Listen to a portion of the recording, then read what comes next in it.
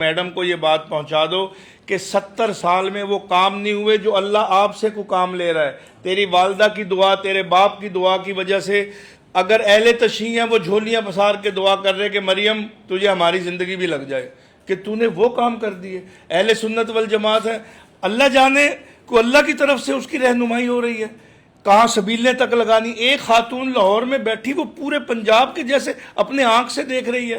کسی کی چھوٹی سی دقت ہم سوچتے ہیں اپنی میٹنگ میں، اگر ایسا ہو جائے تو بڑی بات ہے. اگلے دن سوشل میڈیا پہ آ جاتی ہے کہ پنجاب کی وزیر اعلیٰ مریم نواز نے یہ آرڈر جاری کر دیا. ایسے ایسے کام. اب یہ جلوس جلسے ہیں، آپ یقین مانیں رات ڈی پی او صاحب 12 بجے وہاں پہ وزٹ کر رہے تھے راؤنڈ پہ، میں بھی تھا اور 2-4 ساتھی تھے.